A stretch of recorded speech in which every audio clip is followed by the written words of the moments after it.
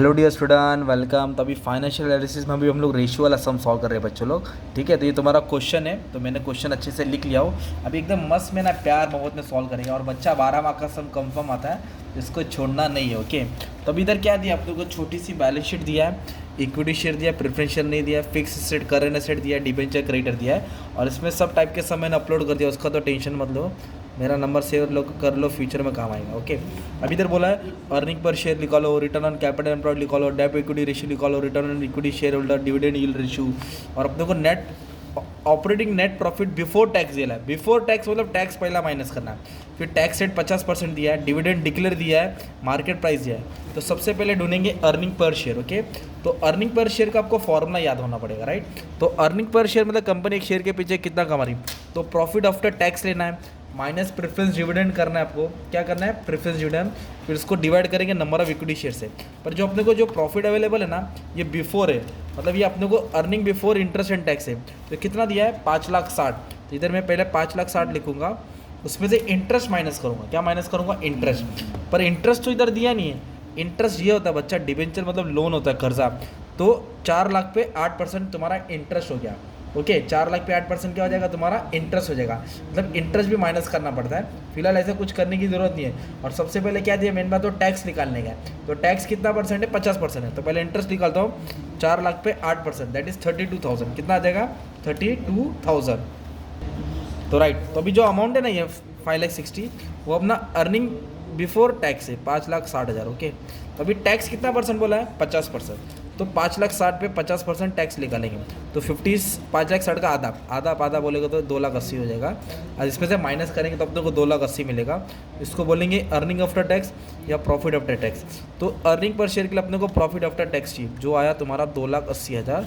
Minus करेंगे preference dividend. Okay, तो इधर डिविडेंड डिक्लेयर है, इधर नाम नहीं दिया है। प्रेफरेंस डिविडेंड कब निकालने का, जब प्रेफरेंस शेयर के साथ परसेंट दिया रहेगा, तो जो अमाउंट रहेगा उसका परसेंट। जैसे कि एक सम इधर रखा है, 100 लाख पे 12%, मतलब 120, 12 लाख। इधर कुछ बोला नहीं, इसलिए मैं प्रेफरेंस डिविडेंड 0 लिखूंगा, divide by number of shares. तो इक्विटी शेयर का अमाउंट है 16 लाख। 16 लाख अमाउंट है, एक शेयर 10 का है, तो एक 0 छुपा दूंगा, तो 1,60,000 शेयर मिलेगा। कितना मिलेगा, 1,60,000। तो 1,60,000। तो फाइनल आंसर क्या आएगा, earning per share 2,80,000, because no preference dividend is available. 1,60,000 से अपन क्या करेंगे, डिवाइड कर देंगे, तो अपने को अर्निंग पर शेयर मिल जाएगा। ओके, तो इसको डिवाइड करके आंसर आ रहा है 1.75। तो ये तुम्हारा पहला सवाल हो गया। अभी नेक्स्ट उन्होंने बोला है कैलकुलेट करो, क्या निकालो, return on capital employed. Return on capital employed का मतलब होता है profit after tax. Profit after tax मतलब आपने कितना रुपया लगाया, divide by total fund into 100। तो इंटू द 100 चल डाल देंगे। पहले टोटल फंड का खेलते हैं। टोटल फंड मतलब कैपिटल एम्प्लॉयड बोलते हैं। Total fund is also refer as capital employed. Capital employed मतलब खुद का पैसा और उधारी का पैसा। खुद का पैसा का बोलते हैं इक्विटी शेयर, प्रेफरेंस शेयर, और उधारी का पैसा को बोलते हैं डिबेंचर या फिर बैंक लोन। ओके, तो अपने पास खुद का पैसा एक 16 लाख है, प्रेफरेंस शेयर्स नहीं है, ठीक है। तो इधर मैं लिख दूंगा ओन फंड 16 लाख, और बोरो फंड में एक है डिबेंचर्स। बोरो फंड में क्या है, डिबेंचर्स है। ओके, बोरो फंड में क्या है, डिबेंचर्स है।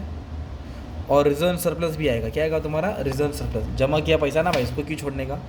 तो ये तुम्हारा 4 लाख। ओके, 16 4 20, 20 4 24। तो टोटल अपन ने 24 लाख रुपया लगाया। कितना लगा, 24 लाख। ओके, पर कमाया कितना, प्रॉफिट आफ्टर टैक्स लेने का। क्या लेने का, प्रॉफिट आफ्टर टैक्स। तो अपने को जो प्रॉफिट दिया ना, ये बिफोर टैक्स ऑपरेटिंग बोला है। ऑपरेटिंग मतलब इसमें इंटरेस्ट ऐड करना पड़ेगा। ओके, इंटरेस्ट को टोटल लेना पड़ेगा, इंटरेस्ट के साथ लेना पड़ेगा। ओके, तो फिर इंटरेस्ट कितना था, कैसे आएगा, तुम लोग को निकालना पड़ेगा। सिंपल, इंटरेस्ट कितना है, 4 लाख डिबेंचर पे 8%, 32। तो जो 5,60,000 है ना तुम्हारा, ये 5,60,000 ना, इसमें 32 ऐड करेंगे ना, तो तुम्हारा बोलेगा प्रॉफिट आफ्टर टैक्स, मतलब 5,92,000। तो हमने क्या किया, माने में क्या, ये जो 5,60,000 था ना, उसमें इंटरेस्ट ऐड करेंगे। क्या करेंगे, इंटरेस्ट ऐड करेंगे, तो अपने को मिलेगा 5,92,000 डिवाइड बाय टोटल पैसा लगा इंटू 100। तो सॉल्व करेंगे तो अपने को मिलेगा 24.6। इतना परसेंट रिटर्न कमा रहे हैं, मतलब 100 रुपये डाल रहे थे 24 रुपये कमा रहे हैं, 1 लाख डाल रहे थे 24,000 कमा रहे हैं। ये होता है रिटर्न ऑन कैपिटल एम्प्लॉयड। फिर बोला return on share holder fund. तो शेयर होल्डर फंड का फॉर्मूला है profit after tax minus preference dividend divide by equity fund. ये ऊपर वाला लाइन सेम लिखने का, इधर इक्विटी शेयर्स था, इधर इक्विटी फंड आएगा। ऊपर इक्विटी शेयर्स था और नीचे क्या आ जाएगा तुम्हारा, equity fund. Okay, equity fund मतलब खुद का पैसा होता है। तो प्रॉफिट आफ्टर डिविडेंड ये सब काट पीट करके 2,80,000 है, तो इधर 2,80,000 लिख देंगे, सिंपल।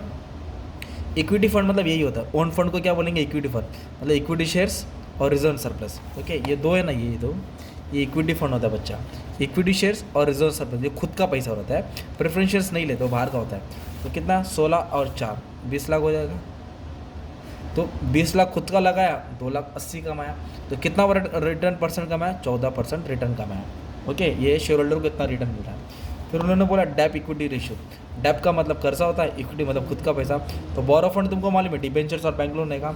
और शेयर होल्डर फंड क्या बढ़ा गया, शेयर होल्डर फंड मतलब वही खुद का पैसा, मतलब इक्विटी शेयर्स, प्रेफरेंस शेयर्स सबको ऐड कर लेंगे, तुमको आ जाएगा, राइट।